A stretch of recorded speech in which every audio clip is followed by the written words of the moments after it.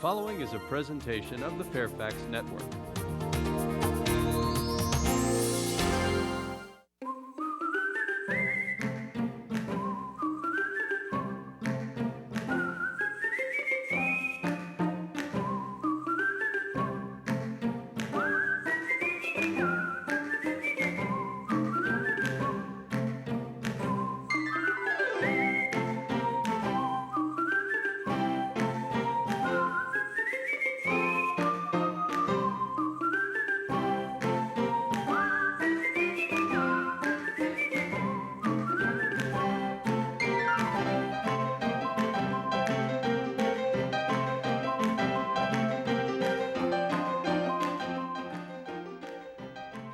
Hi, I'm glad you're here. My name is Della Kidd. Today's guest author grew up speaking English because her mother spoke Korean and a little bit of English, and her father spoke English and a little bit of Chinese, but hardly any Korean. So, when Janet Wong decided to become a poet after a career in law, she drew upon her childhood experiences, her love of family, and a pretty good sense of humor. Let's meet the author, Janet Wong. Welcome. Thank you. So glad you could be here today. Janet, I found out that you like to write poems because you're a little lazy. Just between me, you, and a few thousand students out there watching, could you explain that for us? Lazy. Yeah, I'm lazy, but you know, I'm busy too. Lazy and busy. And you know how it is. You often don't have enough time to do what you want to do.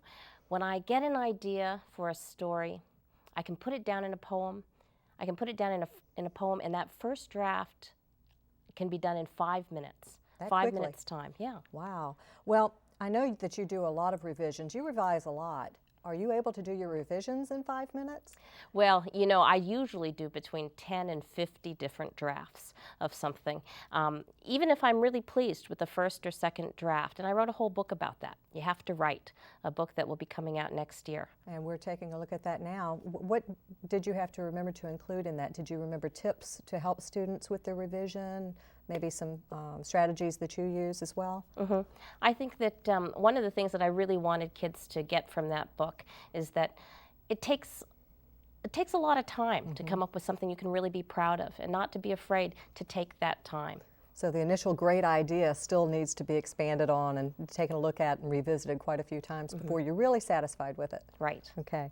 So many viewers also want to know where you get your ideas. You know, you've got a suitcase there that I'm just dying for you to tell me more about. Could you share with us? Do you bring your ideas along with you? Well, I do. I carry my stories around with me. I carry my stories, my childhood memories in my mind. But when I visit schools, I do bring a suitcase. And in my suitcase, I have different things.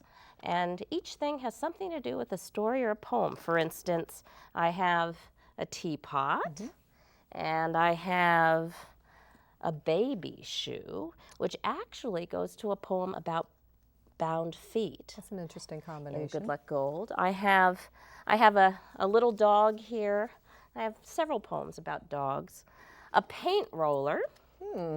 I also have, oh, this is one of my favorites. I have a turtle. I love turtles. Oh, I have a snake and a little horse. Let me stop you. I'm very intrigued about that turtle. Yes. You need to tell me about the turtle. Well, the turtle reminds me of my father. Do you know anyone who gets really mad but then doesn't want to talk about it? Sounds like my father. Yes, that's my father. I love my father. He's a good man. But when my father gets mad, well, I'll read you the poem. Oh, good. I'll read you the poem. This is a poem I wrote called Dad. Watch out. Mad, he snaps like a turtle. His face blows up round. His mouth thins to a frown. He sticks his neck out in a dare. Beware. Quick as he strikes, he draws back, hiding in his tough, hard shell. And I don't mean, when I say quick as he strikes, I don't mean that he hits. He would never hit.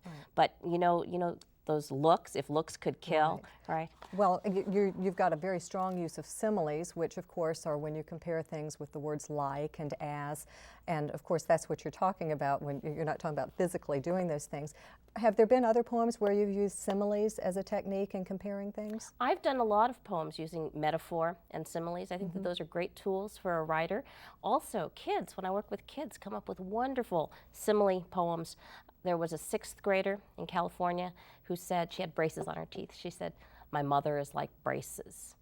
She's a pain to deal with sometimes, but she straightens me out." Oh, that's a great one. I thought that was really good. You know, kids can write their own poems, and I welcome you kids. If you decide that you want to write a simile poem, you can send it to me. Go to my website. And we'll give you the website address at the end of the show. Yeah. I'm really intrigued with that paint roller as well. Could we take a look at that? The paint roller.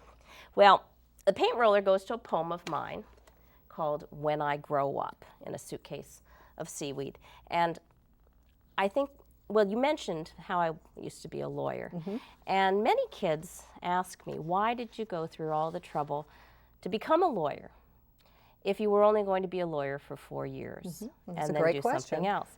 And I think one of the reasons is I didn't really have the courage to tell my father and my parents, but my father in particular, to tell him that I wanted to be an artist. Oh, so that I wanted to be a painter, right? Because in my family, if I had said I wanted to be a painter, I would have been given one of these and a can of enamel. And well, I had a conversation though with my grandfather about this subject.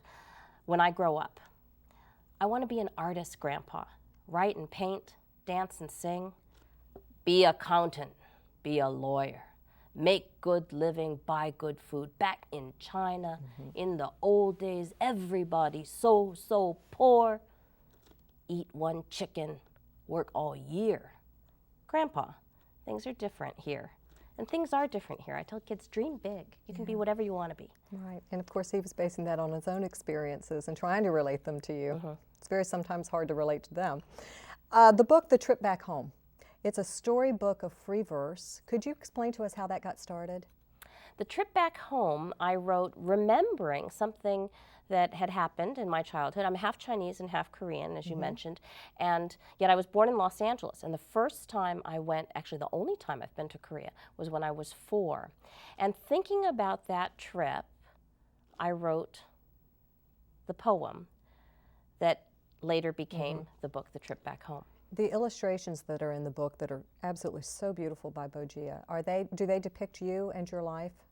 I think they do. I actually, Bo was wonderful. He wanted to do a lot of research and asked me if I had materials that I could share. And so I found family photographs from that trip and sent them to him. And he did a great job depicting the Korea that I remembered. The color and the detail is so vivid in those. Yeah. I've been talking with poet Janet Wong. Please join us with your questions. If you're calling from across the nation, the number is 1-800-231-6359. Local viewers can reach us at 703-978-1636.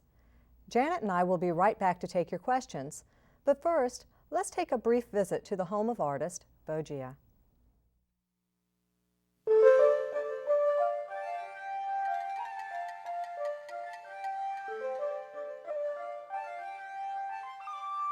When Bo Gia was a little boy growing up in China, he wanted to be a professional athlete.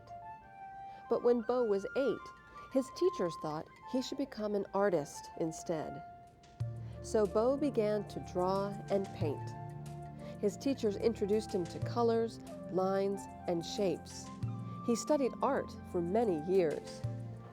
Today, when Bo illustrates books for children from his Washington, D.C. home, he combines images and techniques found in China and many other countries. Bo begins all of his illustrations with a pencil sketch. Later, he will add details and color. His goal is to convey feelings through his brushstrokes. When Bo began to illustrate the book, The Trip Back Home, the author, Janet Wong, already provided the words. Bo's pictures give the reader a chance to explore the story in different ways. At times, Beau's watercolor brush has more paint than water. Using a Chinese technique, his paper may have more water than paint. Let color just run, follow the water. It's very good feeling when you see the color, very free. So what do you think about the 4-bowl set? When Beau Jia is not illustrating children's books, he manages a small international company that sells ceramics and fine fabrics. With the help of his wife, he designs everything from teacups to scarves. His work is sold all over the world. Beau says he makes frequent trips back to China, but the gates to happiness and opportunity may be in his own backyard. What do you think? What do you come from school?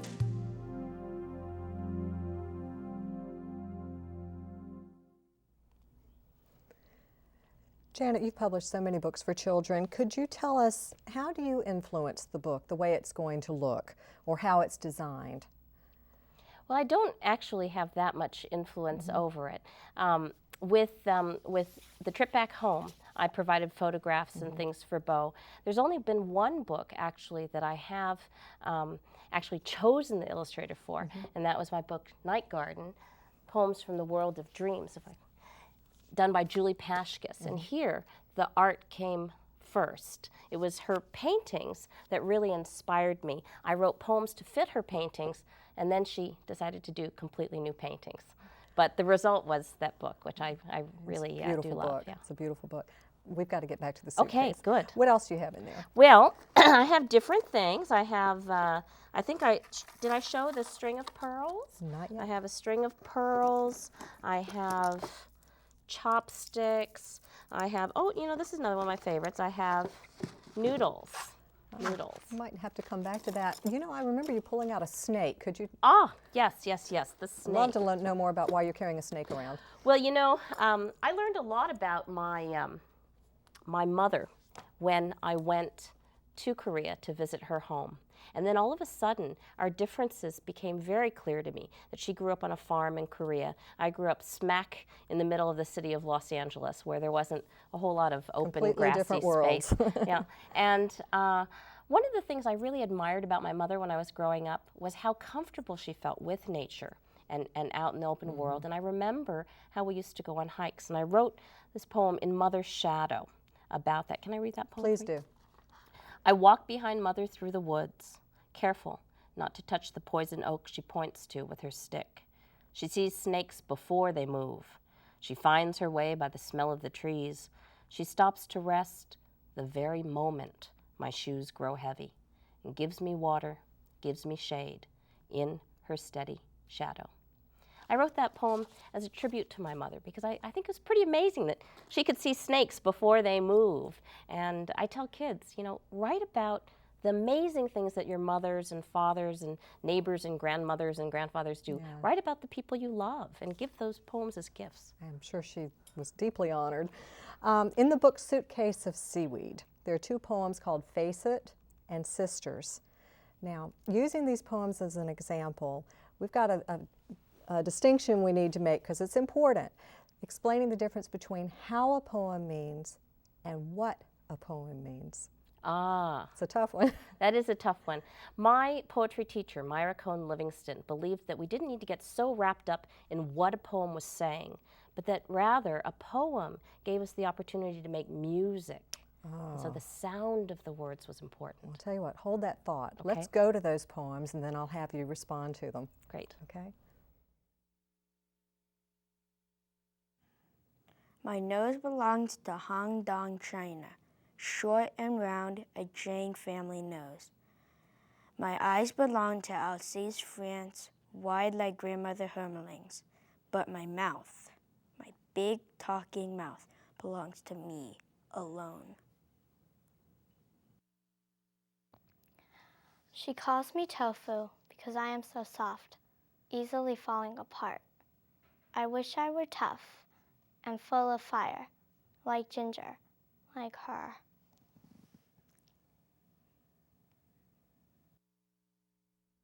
Okay, Janet. How does a poem mean? What does a poem mean?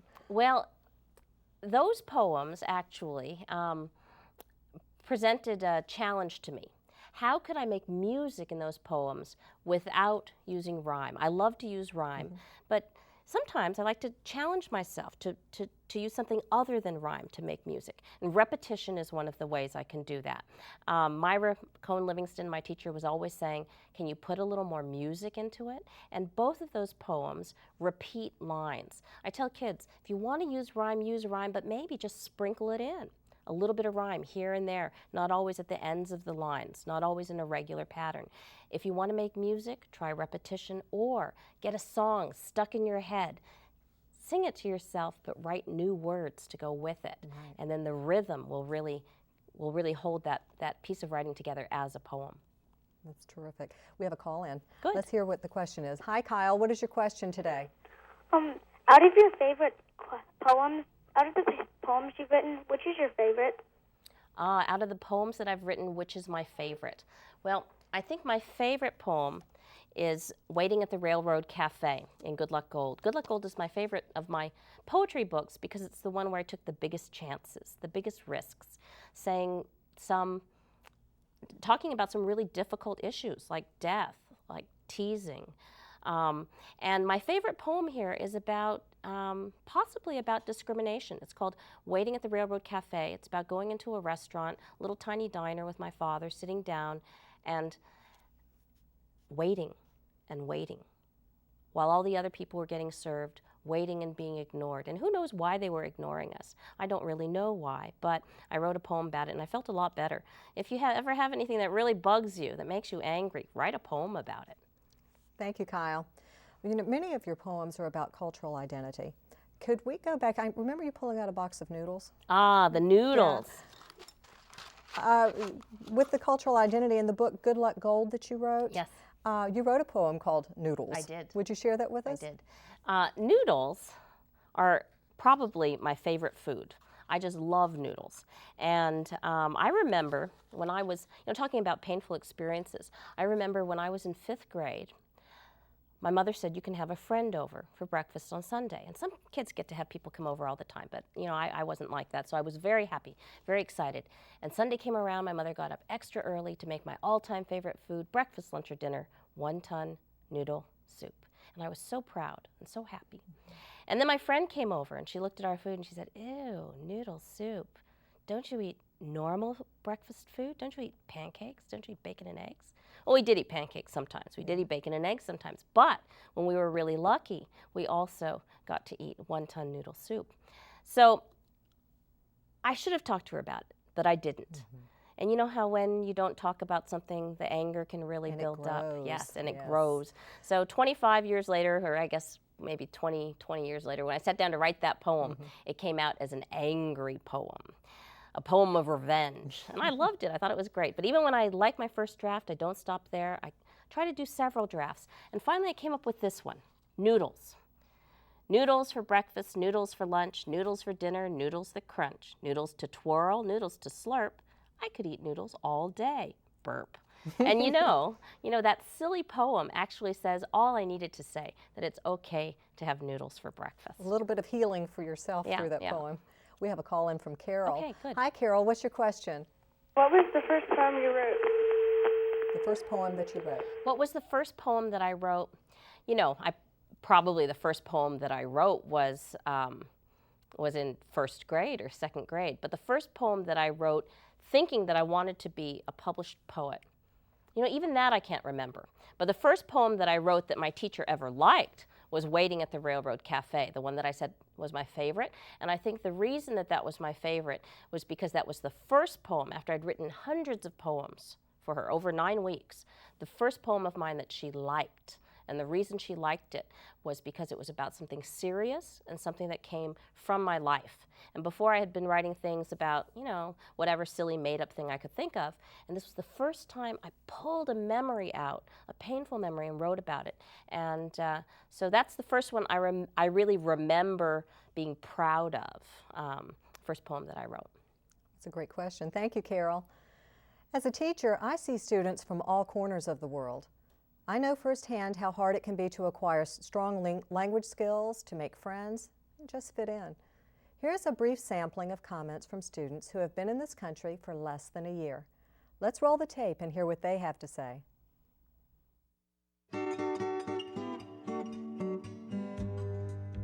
What's it like to come to a new country? It's hard because you are in another place that we don't know what is this culture, the language and all that. It's hard. Can people from different cultures get along? We should not insult each other's cultures because it's like we're all hating each other as like enemies. And if we're all together, the world will be a safe place and nobody will argue with each other. What does culture mean to you? What can I say? Like in this cultural identity, we can say like they make us in groups of something, like religions are different and everything. So they make me feel like in one of my other groups, like with my parents and all. What do you miss? I miss my friends and my families and holidays called Chuseok. I could tell them about my culture a little bit, my festivals, holidays. Like over here on 4th of July, we do the fireworks, so there we Diwali. And now I can do here over here, so I miss that.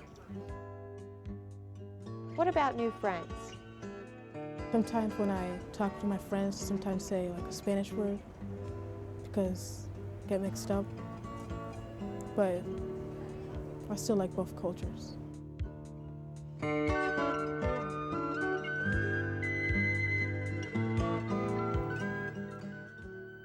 Janet, after hearing from these students, do you have any comments to make?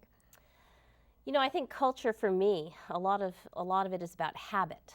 What things do I do that my parents have done, that my grandparents have done before them?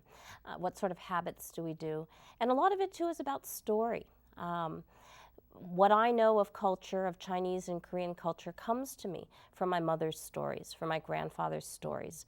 And I think that it's really important that kids ask when they're with a great-grandfather or a grandmother, ask those stories. When you're with your mother, say, you know, can you tell me what you used to do? How did you used to celebrate? Like this girl said she loved Chuseok. Well, maybe she remembers herself what celebrating that Harvest Moon Festival was like. But it would be really interesting for her to probe a little bit deeper, to ask her mother, and how did you do it when you were a child? We have another call. What is your question today? Tell us your name and your question, please. Hi, my name is Michael. Hi, Michael. And my question is, did you write a poem about something that happened in your lifetime? Most of my poems are about things that have happened in my lifetime, but not everything really is autobiographical. Sometimes I'll start with a memory of something and I'll change some facts. Maybe, because I learned from that poem, Dad, maybe I'll change the name of the person. Instead of saying that it was one particular friend, I'll say it was my sister, because you see, I don't have a sister. Maybe I'll take a story that a friend told me and mix it with something that happened in my life to come up with a poem. So most of my poems do have some basis in my childhood memories, but not everyone is completely autobiographical. Thank you, Michael. And now we have another call. This one is from Ryan. Hi, Ryan. What is your question? How did you become an author? How did I become an author? Well, I think to talk about that, I have to back up. I was a lawyer, and I was doing pretty well as a lawyer. I was the director of labor relations at Universal Studios Hollywood, and I was making a lot of money, but I felt like I was becoming a mean person. Now, not every lawyer is a mean person, but I thought that I was becoming a mean person, and I said to my husband one night, you know, I think I want to take a year and do something different with my life, and I didn't know quite what. And one day I was browsing in a children's bookstore. I didn't yet have a child. I was looking for a gift in a little teeny tiny children's bookstore, and I got an armload of books, and I wanted them for myself. And all of a sudden I thought, somebody had to write these books. Why can't I be one of those people? And so I set to learn how to do it. Thank you so much for calling, Ryan. That thought has crossed my mind a few times too. Let's change direction a little bit. How did the book Behind the Wheel begin? How'd you get started on that? Well, The Rainbow Hen, Poems About Mothers and Children, was written sort of as a tribute to my mother. And I wanted to write a book following that would be a tribute to my father. And I thought, what has my father done for me that I really, really have appreciated? And I just loved the way he taught me how to drive. And so I decided to write a book of driving poems in honor of my father. It's very interesting. Well, I think it's time for a drive and a lesson or two on life. Let's take a look.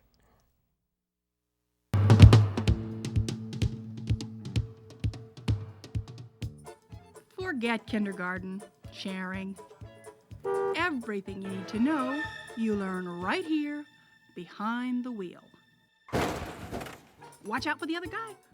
Keep your eye on your rear. Thank the old lady who let you in. Don't steal someone else's spot. When you rush to park and end up hopeless and crooked, just start over.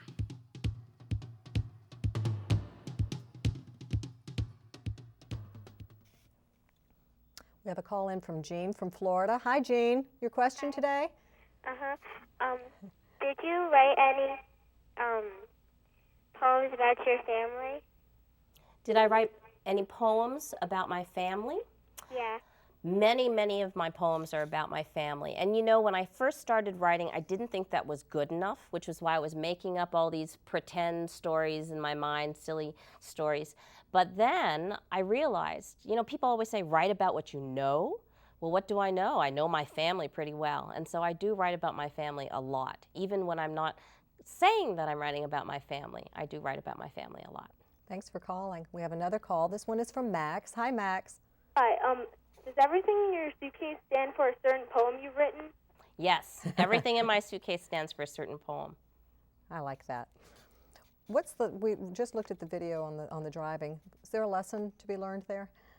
Well, you know, I think that that when you drive and think about the way you're driving, you really do think about the world. You have to think about the world. You know, don't steal somebody's spot. And when you find yourself crooked, just start over again.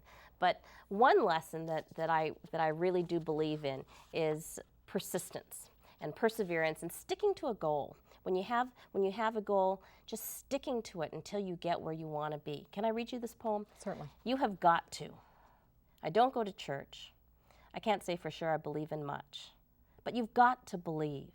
When you drive like crazy, spin in the rain in front of a bus, and straighten out no harm done, you've got to believe there's a place for you in this amazing world.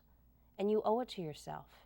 You have got to keep on going until you arrive. That poem has a very strong message for all of us. Janet, we only have a few minutes. What's your best advice for reading, for writing?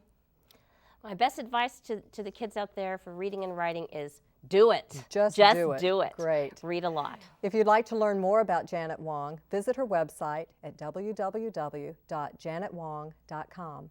If you'd like to learn more about this program and the Fairfax Network, check out the Meet the Author website at www.fcps.edu/Fairfax Network. Then click on the Meet the Author link. Oh, and by the way, for the members of the Fairfax Network, there are free postcards from Janet Wong's The Trip Back Home to all those who send in their evaluations early. Janet, we look forward to your next book. Thank you. Thank you. Thanks for watching. For the Fairfax Network, I'm Della Kidd. Keep reading, keep writing, keep dreaming.